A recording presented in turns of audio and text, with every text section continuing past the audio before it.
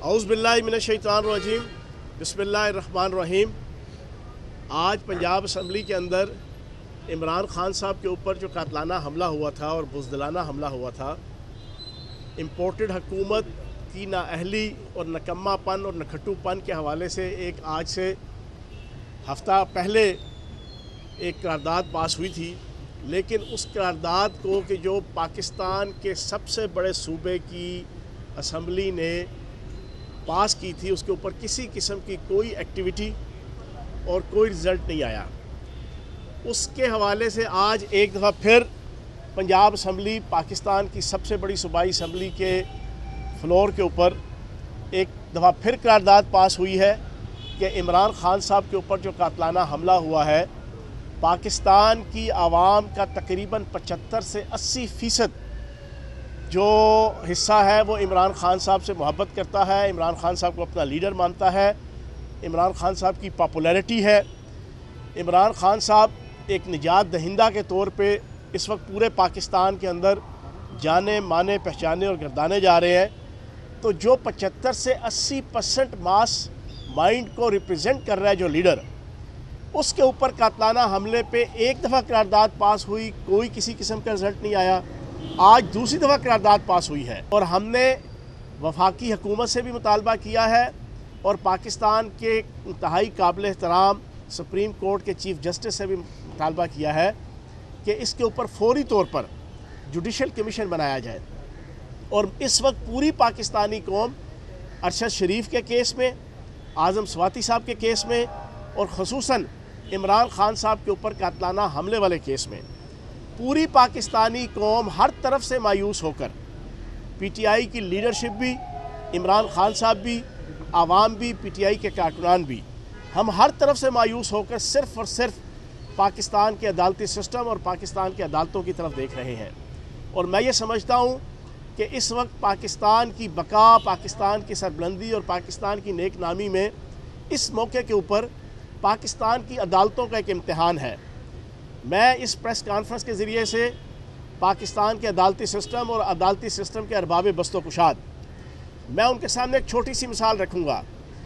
1939 سے لے کے 1945 کے درمیان دوسری جنگ عظیم تھی، اور اس دوسری جنگ عظیم کے پہلے 2-2.5 سالوں میں جرمنی کی فضائیہ نے اور جرمنی کی بری فوج نے انگلینڈ کا جناب دھڑم تختہ کر کے رکھ دیا، انگلینڈ کو تباہ و برباد کر کے رکھ دیا، انگلینڈ کو زمیں بوس کر کے رکھ دیا، اکانومی تباہ، انفراسٹرکچر تباہ، عمارتیں تباہ، ہر چیز کا بیڑا غرق ہوا تھا۔ اس موقع پر برطانیہ کے جو ارباب بست و کشاد اور لیڈرشپ تھی وہ بیٹھی تھی اور صلاح مشورہ کر رہی تھی کہ کیا ہمیں جرمن قوم کے سامنے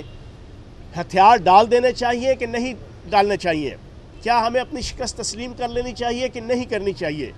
اس موقع پہ چرچل نے ایک بڑی زبردست بات پوچھی تھی اور کہی تھی۔ اس نے پوچھا تھا کہ مجھے یہ بتاؤ، کیا برطانوی عدالتوں کے اندر لوگوں کو انصاف مل رہا ہے؟ تو جواب آیا کہ بالکل برطانوی عدالتوں کے اندر لوگوں کو انصاف مل رہا ہے۔ تو چرچل نے کہا تھا کہ اگر برطانوی عدالتوں کے اندر لوگوں کو انصاف مل رہا ہے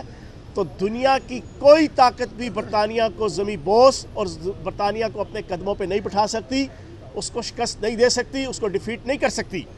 اب یہ ایک محض تاریخ کا ایک فقرہ یا ایک کلمہ یا ایک جملہ یا ایک واقعہ نہیں ہے، اس کے پیچھے روز اول سے لے کے حضرت آدم علیہ السلام سے لے کے قیامت تک ایک سبق ہے۔ وہ سبق یہ ہے کہ کسی ریاست، کسی معاشرے، کسی سوسائٹی، کسی ملک کے اندر اگر عدالتیں انصاف فراہم کریں گی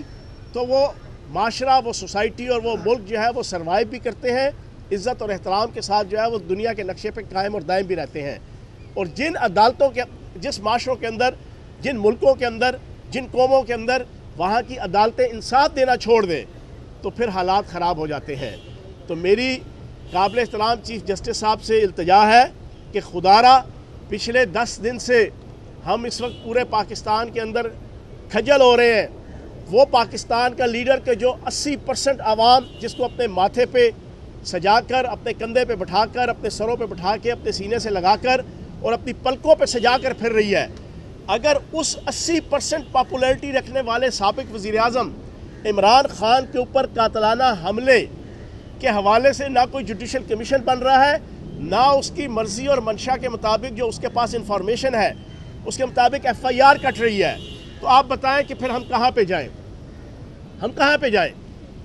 امپورٹڈ حکومت سے تو جناب ہمارا کسی قسم کا بھی کوئی امید نہیں ہے،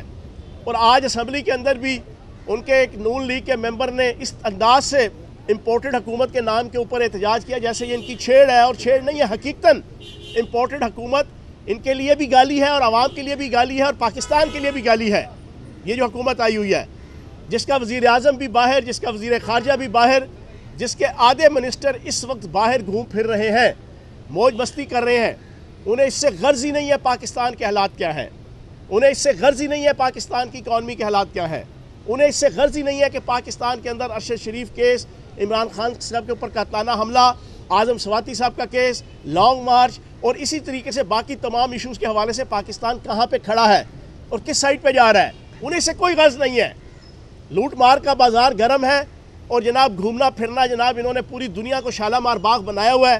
جناب آؤٹنگ ہو رہی ہے، پکنک منا رہے ہیں، موج میلہ ہو رہا ہے، اور سرکاری دوروں کے اندر بھی جناب چارٹرڈ طیارے ہائر کر کے جناب 40 سے لے کے 80 بندے فیملی سمیت جناب سرکاری خرچے پہ دورے کر رہے ہیں، وہ تو اس موج میلے پہ لگے ہوئے ہیں، لیکن ملک انتہائی دگرگوں حالت میں ہے۔ تو آج اس پریس کانفرنس کے ذریعے سے بھی یہ جو ابھی ہمارے سارے فاضل ممبران قومی اور صوبائی اسمبلی کے شاہ محمود قریشی صاحب کی قیادت میں سپریم کورٹ لاہور رجسٹری کے اندر گئے ہوئے ہیں، وہاں پر یہی مطالبہ کرنے اور یہی اپنا غم بیان کرنے گئے ہیں کہ بتائیں ہمیں انصاف کہاں سے ملے گا۔ آج بدقسمتی کی انتہا دیکھیں کہ پاکستان کی سب سے بڑی، سب سے پاپولر پارٹی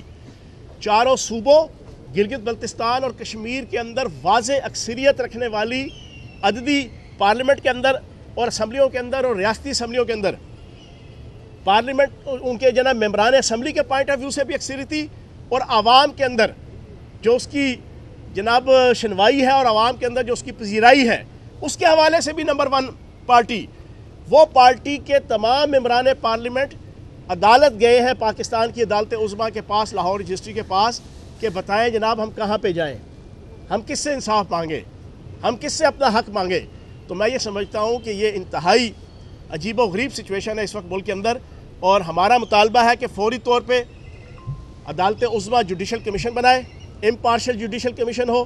اور جو عمران خان صاحب کی طرف سے درخواست آئی ہے اس کے مطابق پراپر انویسٹیگیشن ہو،